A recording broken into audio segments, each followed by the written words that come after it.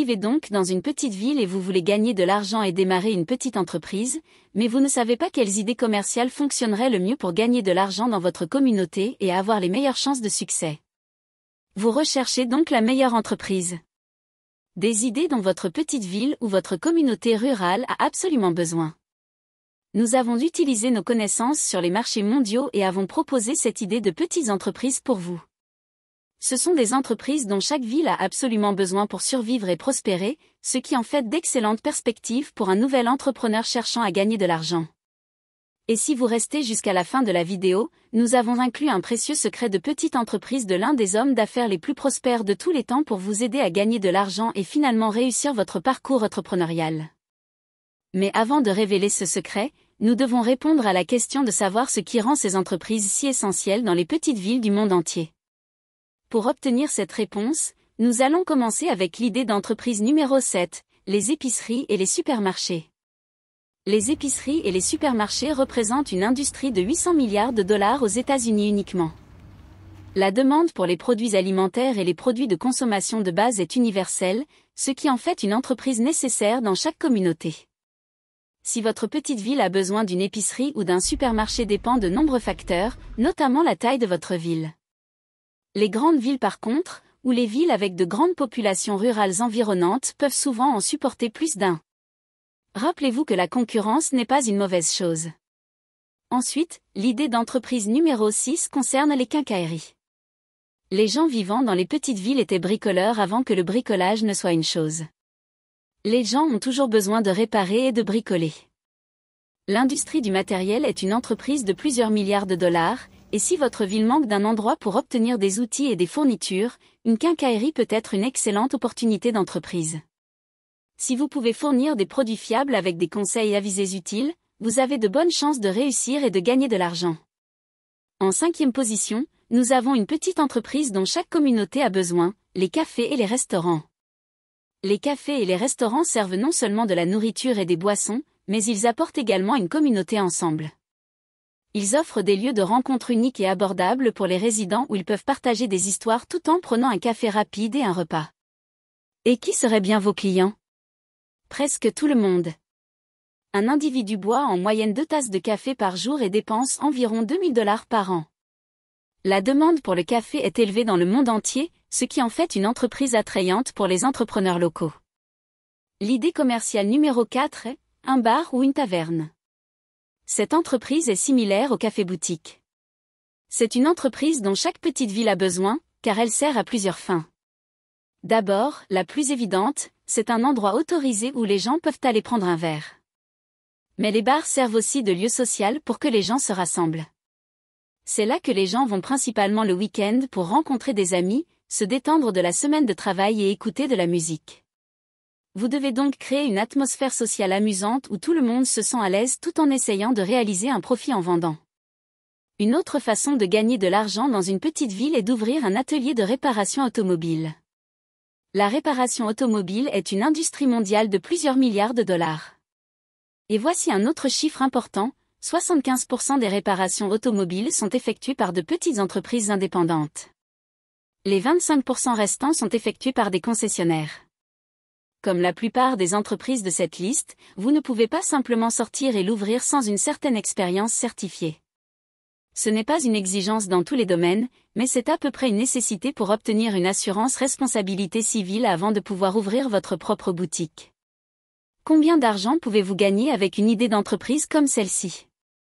Cela dépend de nombreux facteurs, tels que combien vous facturez pour votre travail, combien de temps il vous faut pour terminer un travail, à quel point vous êtes occupé. Une bonne réputation est un facteur important dans l'activité de votre entreprise de réparation. Avez-vous d'autres mécaniciens agréés ou des techniciens de réparation travaillant pour vous? Toutes ces choses et plus encore détermineront combien d'argent vous ramènerez à la maison à la fin de la journée. Le numéro 2 sur notre liste est une station-service. Malgré la popularité croissante des véhicules électriques, les stations-service sont toujours nécessaires pour permettre aux habitants des petites villes de se déplacer et de travailler. Elles sont donc une entreprise essentielle, et il est fort probable que votre ville en ait déjà une ou plusieurs. Cependant, il y a encore beaucoup d'anciennes stations indépendantes délabrées qui recherchent de nouveaux propriétaires.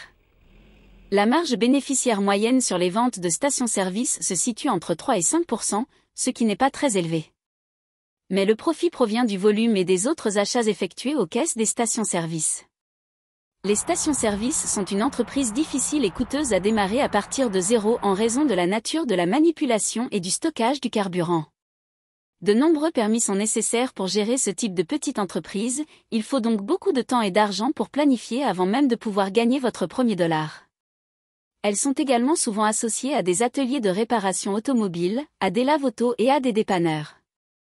Maintenant, juste avant d'arriver à la première place sur notre liste de façons de gagner de l'argent avec des idées d'affaires essentielles de petites villes, nous avons inclus une idée bonus supplémentaire pour que vous la considériez. Les salons de coiffure et les salons de beauté. Chaque petite ville en a besoin, car les cheveux sont partout et le besoin de soins personnels est toujours existant. Ils sont de véritables petites entreprises et sont probablement les moins chers à démarrer et à faire fonctionner de toutes les petites entreprises mentionnées sur cette liste. Mais il y a beaucoup de concurrence là-bas pour la même raison. Le roulement du personnel a tendance à être élevé dans cette petite entreprise, car les clients ont tendance à être fidèles au coiffeur individuel plutôt qu'à l'emplacement de l'entreprise elle-même. Et c'est une preuve supplémentaire de la demande des petites villes pour ce type d'entreprise. Les salons de coiffure et de beauté ont tendance à être sans rendez-vous, ce qui en fait des lieux de rencontres informels. C'est probablement pourquoi il reste un modèle commercial populaire après toutes ces années. Ce qui nous amène au numéro 1, des moyens de gagner de l'argent avec une idée essentielle d'entreprise de petites villes sur notre liste, les dépanneurs. Les dépanneurs sont assez courants, mais ce type de magasin se présente sous de nombreuses formes différentes. Et c'est juste supposer que vous serez en mesure d'en trouver un rapidement et facilement. Les gens aiment la commodité. L'industrie des dépanneurs a augmenté de 37% au cours de la dernière décennie et on s'attend toujours à ce qu'il y ait plus de dépanneurs. Ils s'adressent principalement aux achats rapides et impulsifs, pensez aux collations, aux boissons, ce genre de choses. Et ils gagnent pas mal d'argent parce qu'ils facturent plus pour les articles car ils en ont moins en stock, et vous payez pour la commodité. Et dans une petite ville, le dépanneur peut toucher tellement de marchés qu'il peut être associé à une station-service, une autre entreprise essentielle, de petite ville, que nous avons déjà mentionnée. Les dépanneurs peuvent également doubler le nombre d'épiceries en proposant des produits de base comme le pain, le lait, les œufs, les céréales, le papier toilette. Il peut également s'agir d'un beignet à emporter et d'un café, d'un détaillant de boissons dans de nombreuses régions, d'un comptoir de crème glacée, ou même un lieu de déjeuner où les gens peuvent prendre des sandwichs pré-préparés ou des tranches de pizza à emporter. Les dépanneurs sont polyvalents, flexibles et rentables. Aucun certificat spécialisé n'est nécessaire pour en exploiter un, et avec de bons employés, ils peuvent fonctionner 24 heures sur 24. Et c'est pourquoi cette idée d'entreprise a atterri à notre position de numéro 1. Que pensez-vous de notre choix numéro 1? Que auriez-vous choisi? Faites-le nous savoir dans les commentaires ci-dessous. Et comme promis, voici un conseil pour les petites entreprises de l'un des plus grands hommes d'affaires du monde, Thomas J. Watson, un vendeur de machines à coudre raté qui deviendra plus tard le PDG de l'entreprise qui est aujourd'hui IBM. Watson a dit un jour, « Voudriez-vous que je vous donne une formule pour réussir? C'est assez simple, vraiment. Doublez votre taux d'échec. » Vous pensez à l'échec comme l'ennemi du succès, mais ce n'est pas du tout le cas. Vous pouvez être découragé par l'échec, ou vous pouvez en apprendre. Alors allez-y et faites des erreurs.